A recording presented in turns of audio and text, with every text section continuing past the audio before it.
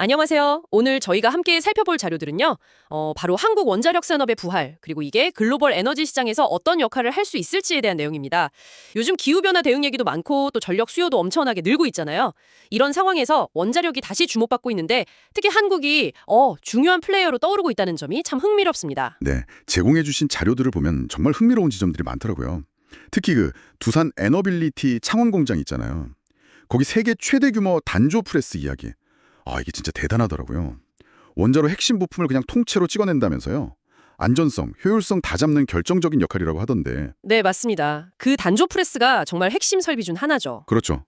그래서 이런 기술력을 바탕으로 한국이 어떻게 독자적인 경쟁력을 갖추고 해외까지 진출하게 됐는지, 또 앞으로 어떤 기회와 도전이 있을지 이걸 좀 깊이 파헤쳐보는 게 이번 저희 목표입니다. 준비되셨죠? 네, 그럼요. 사실 한국 원자력 산업의 이런 재조명은요, 그냥 갑자기 이루어진 건 아니고요. 수십 년간 정말 꾸준히 투자하고 노력해온 결과라고 봐야 합니다.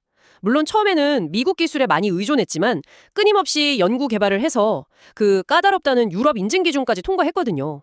독자적인 기술력을 확보한 거죠. 유럽 인증까지요. 대단하네요. 네, 그리고 특히 그 UAE 바라카 원전 프로젝트. 이게 정말 중요합니다. 주어진 예산하고 기한 안에 성공적으로 딱 완수했잖아요.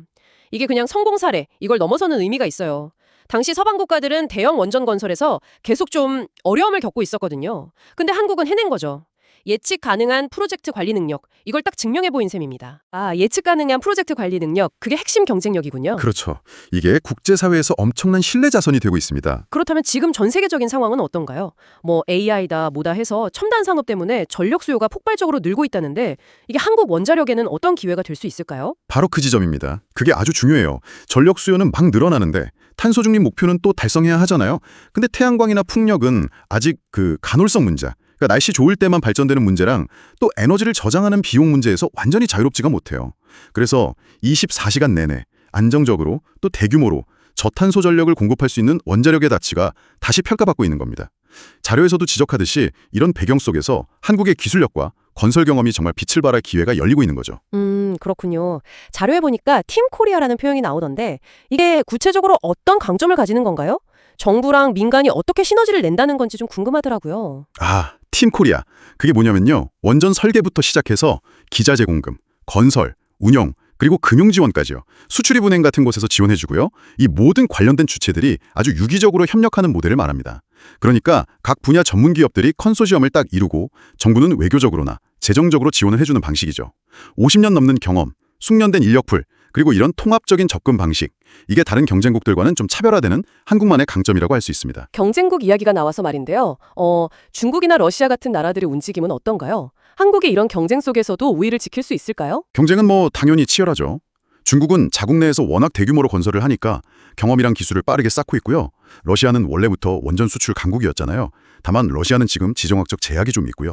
미국이나 프랑스 같은 기존 강자들은 과거 사고 경험이나 프로젝트 지원 문제 때문에 약간 주춤한 상황이긴 합니다.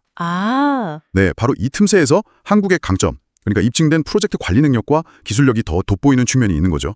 블룸버그 NEF 분석 보셨죠?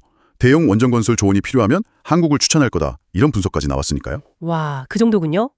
향후 25년간 9조 달러 규모의 거대 시장이 열린다니 정말 어마어마한 기회네요. 자료에서는 심지어 신규 프로젝트의 최대 43%에서 한국 기술이 채택될 가능성까지 언급하고 있고요.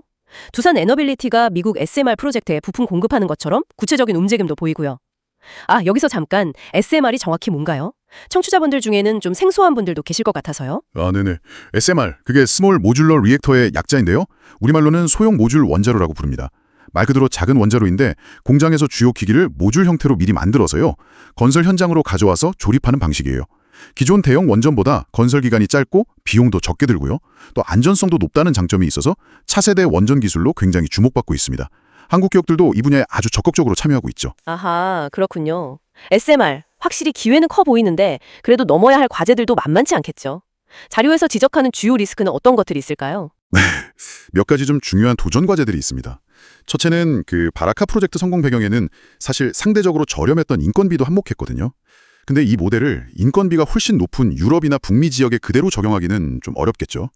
비용 구조가 다르니까요. 그렇죠. 둘째는 체코 원전 수조 과정에서 약간 불거졌던 것처럼 잠재적인 법적 분쟁이나 EU 차원의 어떤 견제 가능성, 이런 것도 고려해야 하고요. 셋째는 국내 정치 상황 변화에 따라서 원전 정책이 좀 왔다 갔다 할 수 있다는 점. 이것도 해외 파트너들이 좀 우려하는 리스크 중 하나입니다. 정책의 불확실성이군요. 네. 그리고 또 하나 흥미로운 점이 있어요. 자료에서 언급된 것처럼 AI 등으로 인한 전력 수요 급증이 이게 꼭 원자력에만 영향을 주는 게 아니라는 거죠. 가스터빈 같은 다른 발전 설비 시장에도 큰 영향을 미치고 있다는 사실입니다.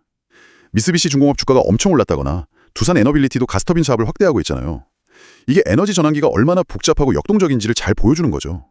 그러니까 원자력의 기회라는 것도 결국 전체 에너지 시스템 변화라는 큰 그림 속에서 봐야 한다는 겁니다. 네, 오늘 자료들을 통해서 한국 원자력 산업의 현주소와 또 미래 가능성을 정말 깊이 있게 살펴본 것 같습니다.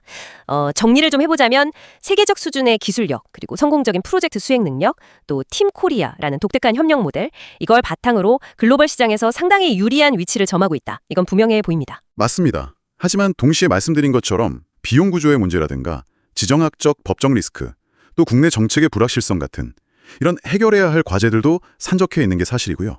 그리고 에너지 전환이라는 이 거대한 흐름 속에서 다른 에너지원과의 경쟁, 또 상호작용 이런 부분도 계속 고려해야 할 겁니다. 그럼 마지막으로 청취자 여러분께 이런 질문을 한번 던져보면서 마무리할까 합니다. 과연 한국이 현재 확보한 이 경쟁 우위를 바탕으로 방금 말씀하신 여러 가지 도전들, 지정학적, 경제적, 정치적 도전들을 효과적으로 잘 관리하면서요. 앞으로 펼쳐질 그 거대한 원자력 시장에서 진정한 리더로 확실히 자리매김할 수 있을까요? 이 질문에 대해서 각자 한번 깊이 생각해 보시는 것도 의미 있을 것 같습니다.